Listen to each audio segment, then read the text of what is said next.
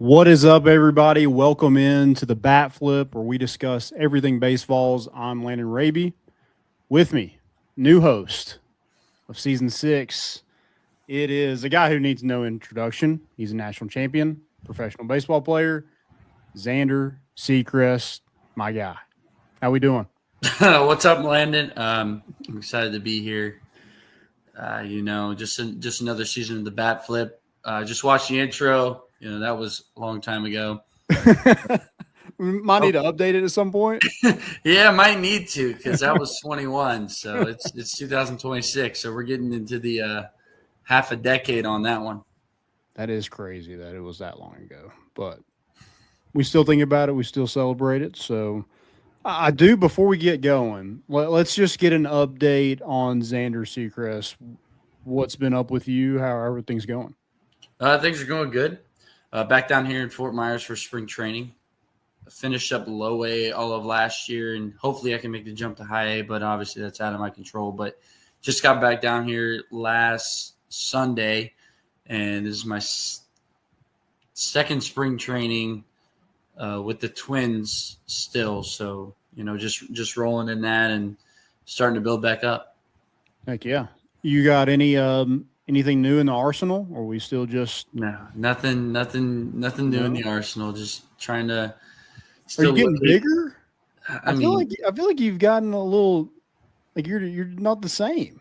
I'm over Ronnie Lefty. I'm over 200 pounds like consistently, so I'm not under. I'd worked so hard to get over that in college, and I just never did. And then I hit pro ball, and then all of a sudden I'm 200 pounds or 205. Eating better.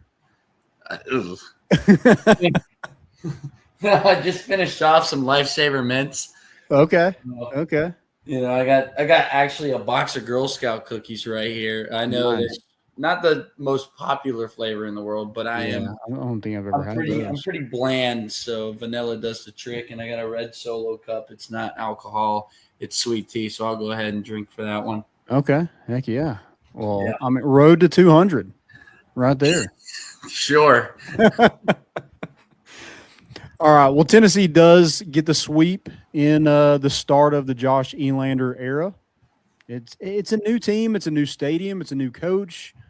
Kind of the same result. It was power pitching. It was the 400-plus foot home runs. Like it was kind of it was bad base running. It was kind of the same thing that we've seen from this program, and I think that's just. I feel like that's what you are going to see. Like this is just a carryover. Josh Elander was a part of all those teams with Tony Vitello, and I thought they handled business this weekend. What was kind of your biggest takeaway from opening weekend? To be honest, if like from the outside and obviously not being a part from the team, you look at it from a different perspective. There's really nothing to – the team went out and did their job. They took care of business. But it's hard for me, and I know for the players, to really know what we have. And I think fans need to understand that just a tad. I'm not calling out the fans in any way, but like it's first three games of the year. It's not, Nicholls State. It's not like, your SEC opponent. But it was good to see the new stadium kind of in the backdrop and how they finally put the camera up instead of like have it down in center field, because that's been a whole ordeal. We just, when I played, we always liked it up, but it was always stand down. But anyway, the porch is now sponsored by Uber Eats. Shout out Uber Eats, I guess. I don't really know, but I know you have it like on the backdrop here of the new suites and stuff. So I think that's my biggest takeaway. Is just the baseball was good. They took care of business, but the stadium looks great. And I'm so happy to see those guys compete in the stadium. That has been a long time coming. Yeah, I feel like it was one of those things where you really didn't notice that there was a new coach, and that was probably a good thing. Like, Florida lost Friday night to UAB. If Tennessee would have lost one of those games this weekend, I felt like there would be a lot of overreaction of, hey, this is where we're headed now. Like it's no more. And that wasn't the case. Again, Tennessee took care of business. I do kind of want to start with the pitching. And I really love the starting rotation. It's guys that are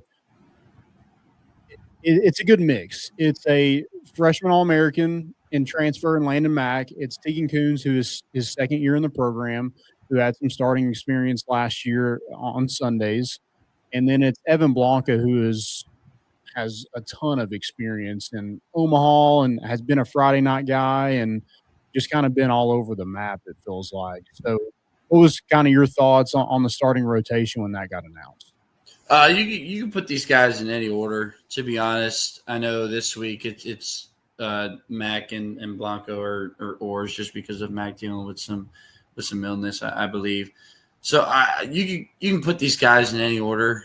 Tegan's doing a great job on Fridays. I think he's gonna take care of business there the best that he can, and then you have a savvy veteran on Sundays in Evan Blanco, and obviously you have that little bridge with Mac experience as well, and All-American. So, I mean, you said it right there. I mean, my take is going to be how the bullpen's going to be handled this year. Mm-hmm. The starting pitching will be the starting pitching no matter what. They'll give you a quality start. I think more times than not they should. And I'm just curious on how the bullpen's going to work. Coach Elander does a great job of one, calling pitches, and two, handling the bullpens and putting guys in the best positions to succeed. So it'll be interesting to see what we do with Blaine Brown. I don't know. It's kind of looking to me like a Gilbert situation where, yes, he can play both, but he's going to become a hitter by the end, and he's going to be known for hitting more, which he probably is already.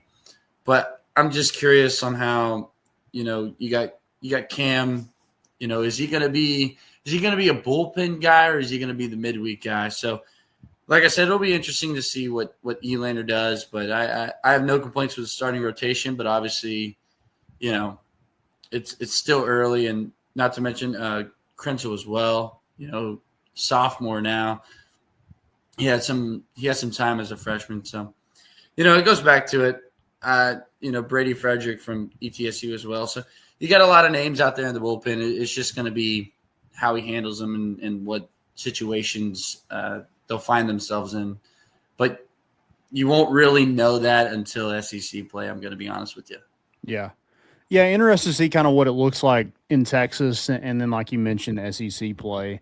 But it's a different year because the roster cuts. So there's not like Tony would pitch a different person on like every inning, it felt like in a the Tony V special. Yes. Yes. Tony V special, yeah. And I just don't know if that is I don't think you can really do that anymore because you just don't have the same amount of players. That's why it's so intriguing to get those two-way guys that can play both and kind of fill a role a little bit in a midweek. And I don't know. I don't know how they're going to use. I think Appenzeller, he just doesn't strike me as somebody that's just going to be a midweek guy. I think he's going to help this team a lot on the weekends. Is he a starter? Probably not. I feel like that's pretty solidified at this point of who your three guys. Now that could change, I guess, but if all those guys pitched up, change a lot. Injuries can change a lot. But potential-wise, I mean, he could be the highest drafted player on this roster. And so I definitely think he's going to help this team. And it's weird. You don't have a ton of carryover from last year to this year in the bullpen like you have in the past. Like you mentioned Krenzel, but it's Brady Frederick. It's Mark Hindy from ETSU and Duke. It's Bo Rudy from Kennesaw State. How are those guys used? Who's your Camden Sewell, Sean Hunley, who's a Nate Snead who just 8 innings when you needed them to? Who are some of those guys? That's what I'm interested to see in this bullpen. Yeah, it'll be, like I said, it'll be interesting to see what direction they go in. Obviously, earlier in the year, you're going to see all these different guys get innings, especially on the midweeks.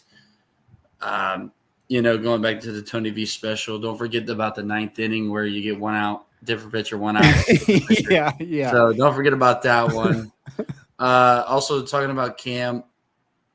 Well, actually, this whole pitching staff, besides Blanco like if you really look at it, we are a very, very, very young pitching staff. Like, yes, we get transfers from, different places, but I'm talking about SEC experience-wise.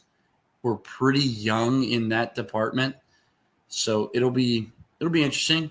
Like I said, the first week of SEC play will be definitely a stepping stone for some players and, growing pains, I guess, but you'll find out who your friends are real quick.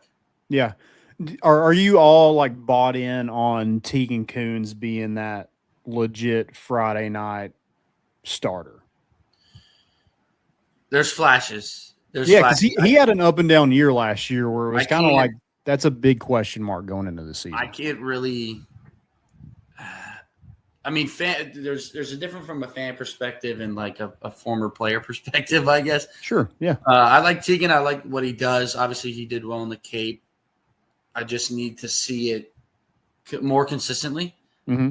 And I like watching him pitch. I like his motion, but it goes to last year a little bit. There was something where he was starting on Sundays, and then all of a sudden he didn't really pitch in the postseason run. But that's not my call. I don't really know. That could have been anything, an underlying injury, anything could have been there. So obviously he's got experience on the staff and in the program. So out of the starters that you have, he's the most experienced guy. So that's why you're going to roll with him on Fridays. I don't see the starting rotation changing, bearing any injuries. But I'm excited for Tegan. It should be a sophomore breakout year. He's made it all the way to a super regional like last year, so he knows the environment. He's going to get into. But obviously, it takes a little bit different when you're on the mound, and I never like to relate it to myself, but it is different. Like going to Omaha in 21 and 23 and not throwing, and then throwing in 24. It's a completely. How many times you been to Omaha? 3. Should have been 4. Definitely should have been 4. But yeah. I think Tegan will be fine. I really do. But I just obviously need to see it more consistently. And I'm not saying that if this week he has a bad outing, fans should be, begging for a change in the rotation now. Yeah.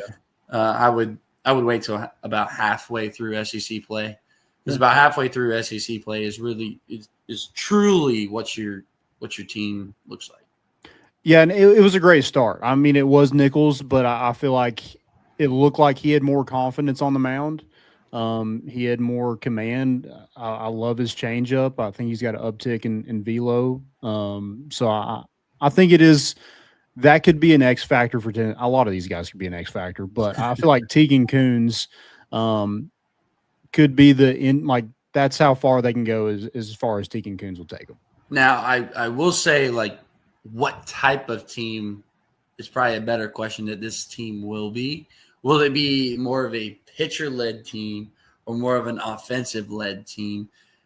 And I'm going to lean towards offensive right now because of going back to how young we are, like not necessarily in the starting department, but the bullpen department. So yeah, I'm a lean more offensive in that category. But it is just 4 games in, and you do play your schedule. Granted, yes. You do play your schedule, so Tegan Coons can't control who you play week 1. So right, I'm interested because you're guessing pitching wise, but 4 games in, you still don't really know. And I don't know if that's the same case like a couple years ago. Like some of those teams, you could probably tell from the first 4 games, oh, this is definitely going to be a more offensive team. Oh, this is definitely more of a pitching team. So it maybe gives me a little confidence that we don't really know at this point. Yeah, you don't. You actually don't even want to know because it could be both. And that's what you want. Yeah, exactly. That's that in a perfect world. That's what you want. But obviously, you don't need to be peaking. 4 games into the year. Right. And I do feel like I don't know if you have anything to add to the pitching staff. I do feel like this team has a ton of options. I feel like they did really good in the portal. They addressed a ton of needs. Lost some guys in the portal that they probably wish would have stuck around and didn't. But I feel like they addressed what they wanted. And they have a ton of different arms out of the bullpen. Like there's a Mark Hindy lefty, like a savvy vet. There's Bo Rudy, who he was on the show, told us he threw 88% fastballs at Kennesaw State. And it's a weird release that comes in on hitters. And Brady Fredericks is submarine. Like there's just a ton of different guys where it's not just trying to blow it by you like maybe we've seen in past Tennessee teams. Yeah, I agree with that.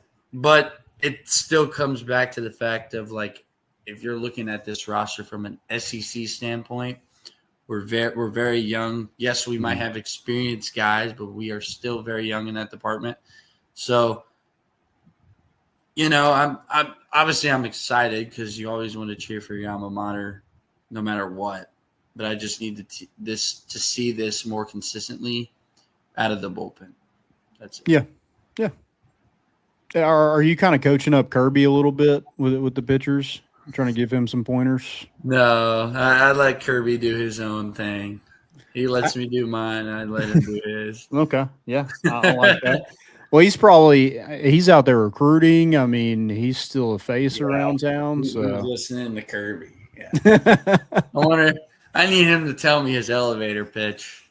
We could have him on the show and do it real quick. That'd be sick. I mean, that would just the elevator pitch, and then like get him on the show, let him tell his elevator pitch, and you just kick him off, and then that's it. We just talk about it. Yeah, and see if we're bought in or not. Yeah. See if he could recruit us. Give me a guy in this lineup that maybe nobody is talking about. Can you give me one? Nobody is talking about? I mean, everybody's hitting really good. It doesn't have to be in a starting lineup, just a guy that you think maybe like later on. I mean, Tyler Matt right now, because he's not really quote unquote starting right now. Mm-hmm. Everybody knows Blaine Brown. Everybody knows Reese. Everybody knows Henry Ford. Levi's struggling out the gate, but that's okay. That'll come around. Ariel's fine. Jay Abernathy was started. Like, he's experienced. He's fine. Stone is fine. Chris Newstrom is fine. Manny Marin. Did he start this past week? He did start on Friday, and then he got hurt. And he's, I think, back this week. Okay. Or available. We'll see if he plays. But, yeah, he's available this week. Yeah. I want to see Hunter High. Okay. Chances. I do. Because that guy's been around the block, too. And also Blake Grimmer. Hunter High made some two heck of a plays. Yeah, I love seeing both of them play. And I think they need more opportunities. But again, I'm not the coach. But obviously, as a coach, you want to play everybody, but you just can't. But I'd love to see Hunter High get more chances. Mm-hmm. See what he can do, because I know he's his third year in the program. Yeah, third year in the program. So yeah. Okay. Yeah, that's interesting because, I mean, you mentioned Levi kind of struggling out of the gate. His best game was, I think, the third game, and he was catching. So is that something to watch? I mean, here's the thing. He is batting third for a reason. Yeah. And he should be one of the best hitters in the SEC. Like that's what he's there to do. Even at the first pitch banquet, Josh Elander mentioned, like, this guy right here is going to be one of the best hitters in the country. So that's going to come around. I'm not really worried about that too much. I think he is chasing a little bit. Like, the strikeout numbers probably shouldn't be there as much against Nicholls, but you have Henry Ford and Blaine Brown in front of you hitting the cover off the ball. Like, I'd probably chase a little bit too. You got some coverage. It was like Tommy White with Trey Morgan and Dylan Cruz. There was some coverage there. And you know how that went for Tommy White that 1 year. I think it was first year at LSU. Yeah. It's going crazy. Yeah, he'll figure that out. Do you kind of feel like and I'm not comparing these two, and if you feel offended by it, you can tell me. Comparing. But I do feel like having your two best hitters in Blaine Brown and Henry Ford at the top kind of gives me that SEMO Blake Burt vibe. Yeah. Because they're not normal 1-2 hitters. They're not normal. But I do love giving your best hitters the most at bats. Did my computer what just happened? Yeah, your light must have went off right there. There you go. We got to get that ring light back. Got to get my weight up here. It does seem like that how they're running the lineup, but I know you want to compare, and I'll just give my honest truth. I think, so if you from this lineup, you're saying Blaine Brown and Henry Ford are like SEMO and Burke, right? I'm more stating like those are your two best hitters. You have them all at the top of the lineup to get the most at bats. Yeah. That's what you normally. Yeah, that's good. That's a better way to put it. Okay. I thought you were about to compare, and I was about to go like one by one because our third hitter was Billy, and I mean you can see. You can see a little Levi and Billy. Levi. Yeah. So, you know, I think it's a good thing to have your best two hitters at the top of the lineup because in college you need your best hitters to have as many chances as possible. Yeah, I really like the top of the lineup. I feel like it's super interesting when you get to the fourth guy, and that's Reese Chapman, who has played so much baseball at Tennessee. He had the struggles last year at the end of the year. Struggled in the offseason a little bit, but then comes in and has a great start to the year. Is that the confidence boost he needs to get going is something I want to see. Yeah, I've been waiting for Reese to blow up per se as having a great year, and I hope this year is one of his best, and it should be because obviously he's finally got a mainstay in the outfield. So I'm excited for him. I know last year it was in and out for him a little bit and up and down, and then 24 was like also in and out of the lineup, and he played in Omaha a little bit as well because of Ensley's injury. So he's a great teammate. I love the guy, and I'm really rooting for him, especially this is his last year. I don't think he redshirted. No, he didn't redshirt. I don't believe so because it was him and Dylan Dreiling in the same class. So yeah. I'm excited for him. Obviously hitting 444 right now. So yeah, great start. Got to see it. Like he's another one. You just got to see it more consistent. I mean, that's for everybody, especially this early in the year. I do think Stone is an interesting one. He was at fifth the majority of the time. He's got the power for sure, but Tennessee hasn't really had a catcher hit this far up in the lineup. No. Even Evan Russell, I don't think hit fifth. Ooh, I think he hit second sometimes. I think. Okay. But it might have been a couple. Yeah. In and out. I thought he was like closer down toward the 6th, 7th range. But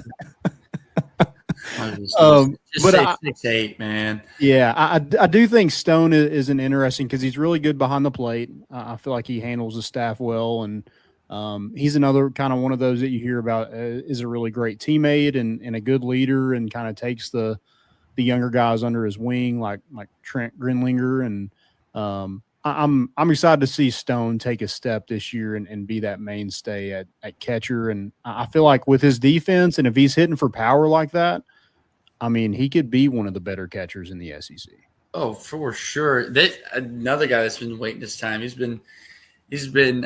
Oh man, this is also his third year in the program. So, like, he's been a great teammate. I mean, I know if like players watch this stuff and like a former player is saying this, they're like, wow, he doesn't even think a lot. But there's so many words to describe, like, for example, Stone. Like, there's so many words to describe, and like you can't always get them out because they're not right on top of your head. But Stone knows that I love him a lot. So he's one of the funniest teammates. I keep seeing the media, but I don't know, man. Me and Kirby, we're pretty funny, but now he's the funniest teammate. Now he is. Okay, he took over that role. Now he is because there's nobody Okay. Somebody, No one to take his title. Okay. no, yeah.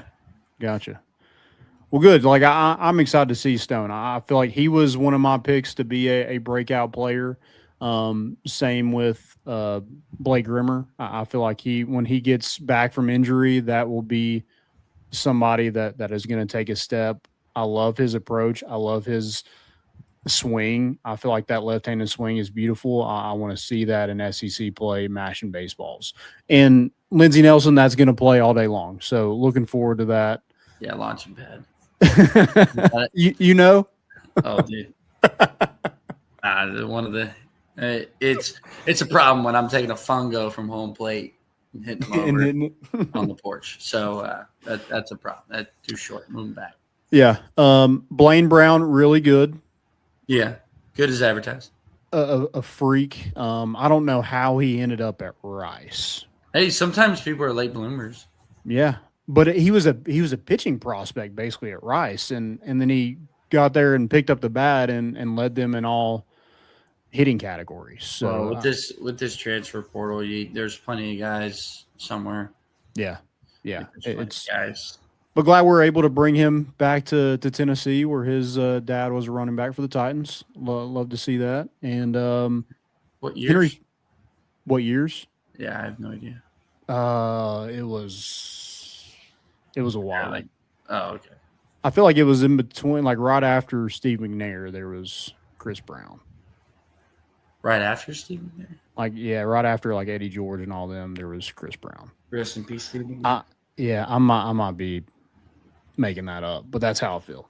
That's well, let's talk about the bottom of this lineup. Obviously, Blaine Brown, Henry Ford, going to be at the top probably the whole entire season. Love what they bring. Love their mashing baseballs. I kind of like the aspect of having Jay Abernathy in the 8 or 9 hole, because a guy that can get on base and a guy that, once the lineup flips back over, can be driven in by those two guys at the top.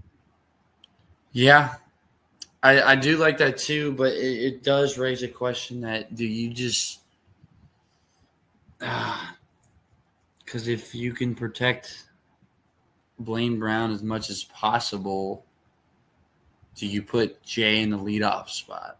Because then you protect Brown, like Blaine, just a little bit with Henry as well. Because if you put Jay in the I know it's like different.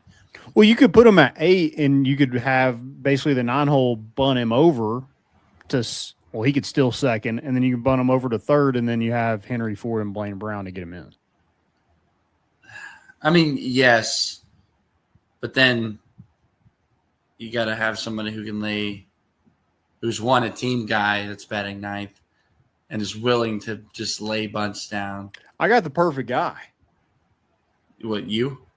Well, yeah, me. No, I am scared to bunt. I did not love to bunt at all.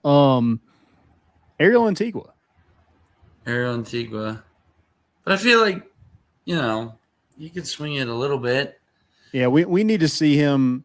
He's another guy that's got to be more consistent. Not a great start. He had a good Friday, good midweek.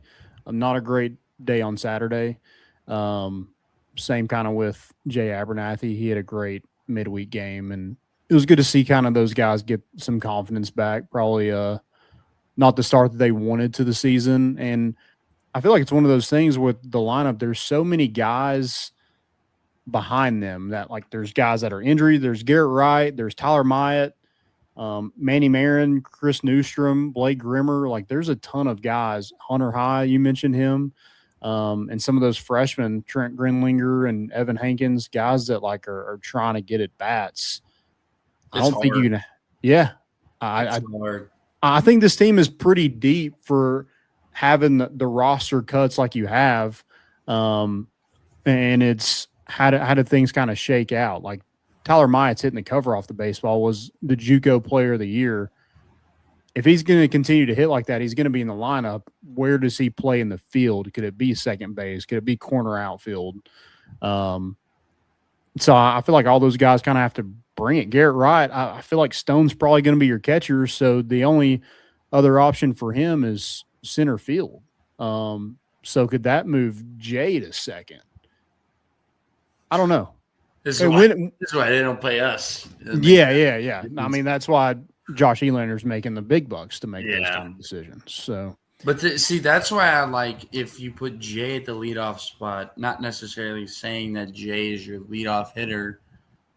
Like it protects like Blaine a little bit and protects Henry just a tad, because if you go Jay first, the pitcher's got to get Jay out somehow. You get Jay up there to, take a couple pitches, make him work a little bit. Let Blaine see it on deck, and then let him go to work. It's just more pitches for those guys to see. But I don't. But he's only like, that's the thing about the leadoff, and I feel like it's kind of lost its luster a little bit. Is like, you're the leadoff one time, and that's it. Essentially, yeah. Yeah, because like the next, like if he's batting ninth, he's basically like, it's that same rotation. Like, yeah, flip the order. But you could also put Jay ninth as two leadoffs. Yeah, and I like that. I wouldn't mind that at all. I'm interested to see kind of how they figured all that out. Now, did they? I don't know if you looked like in depth in the lineup. Did they go left, right, left, right, left, right, left, right, or? I think do we not have many lefties? I feel like for the most part, until it got down to the end, because they went Reese fourth, so they went right, left, Stone, I think, but Stone wasn't fifth every single time.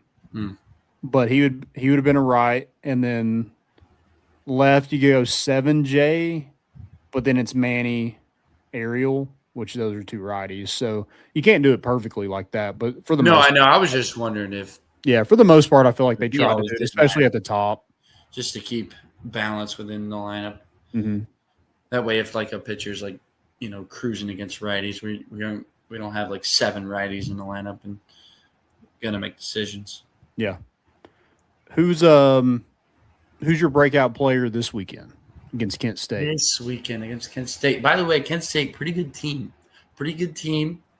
Now, not SEC, like all this and that. Played LSU tight. They did. It's midweek. And midweeks get a little rough, a little tight. It wouldn't be a podcast if we didn't talk about midweeks. Oh, yeah. Tennessee Tech, ETSU, Belmont a couple years. Lipscomb beat us one year.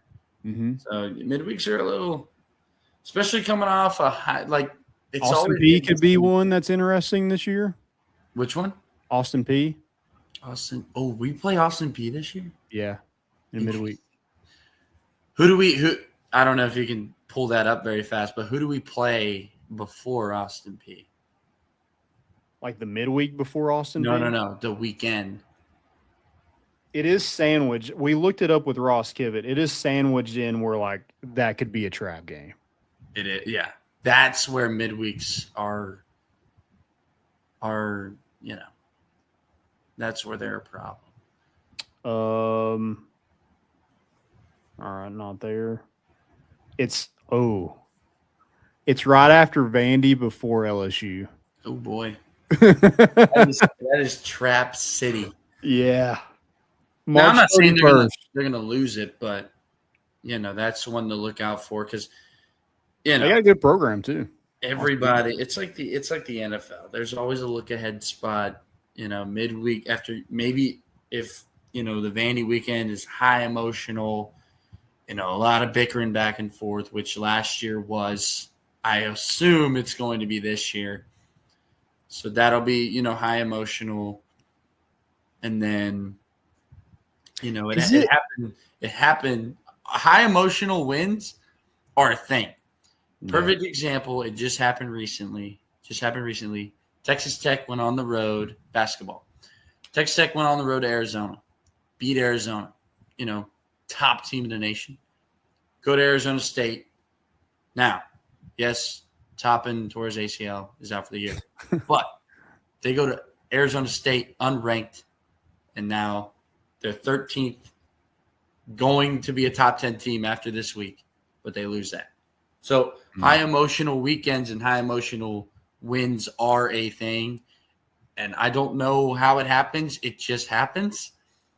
I really don't know. Like, there's nothing that we do differently to prepare. It's just the name of the game.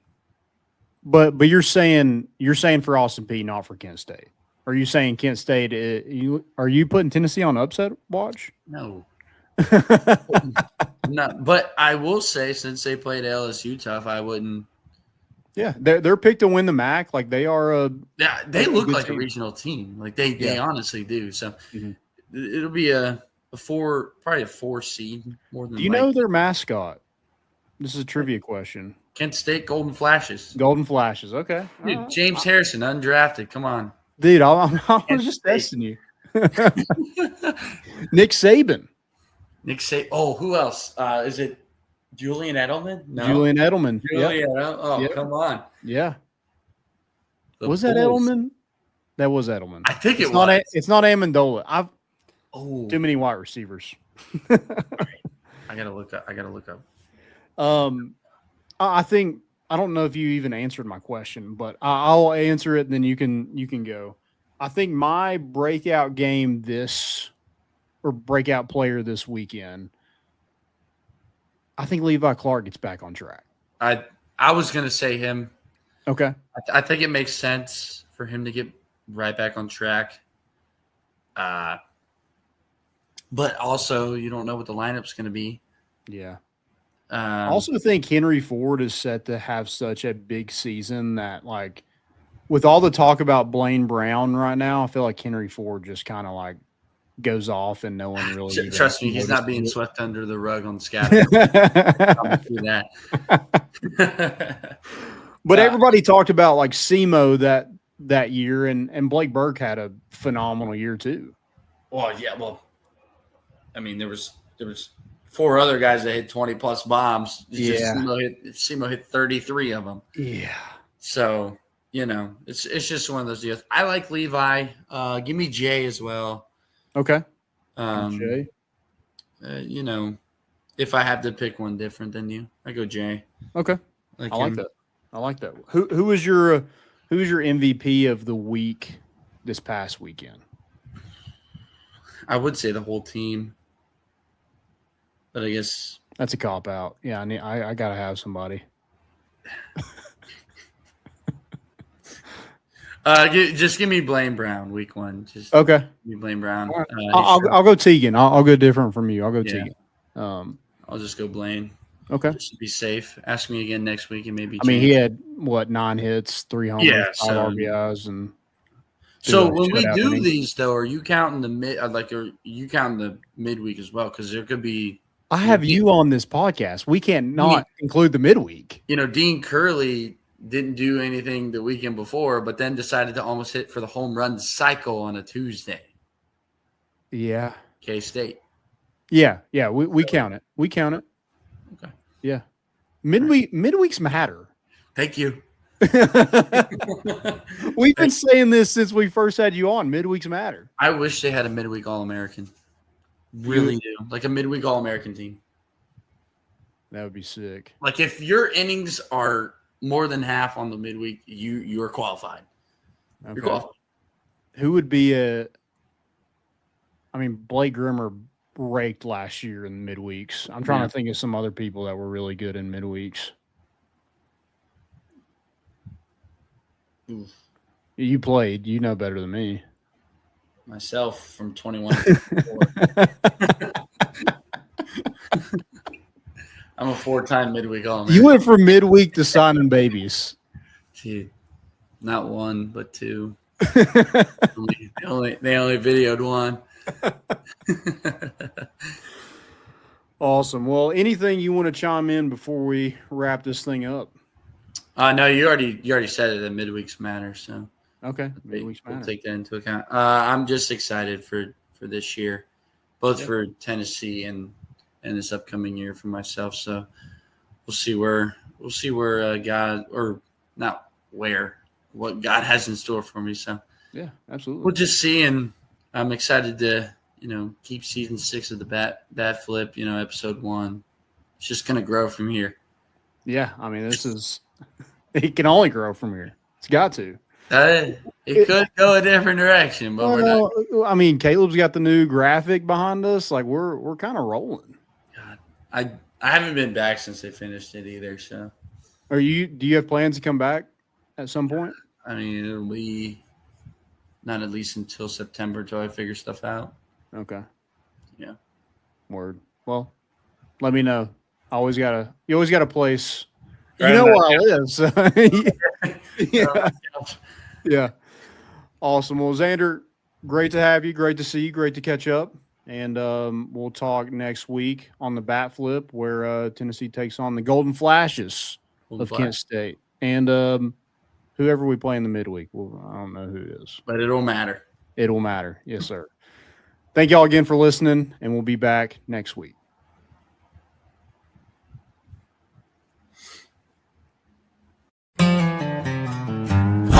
Slam dunks, give him 6.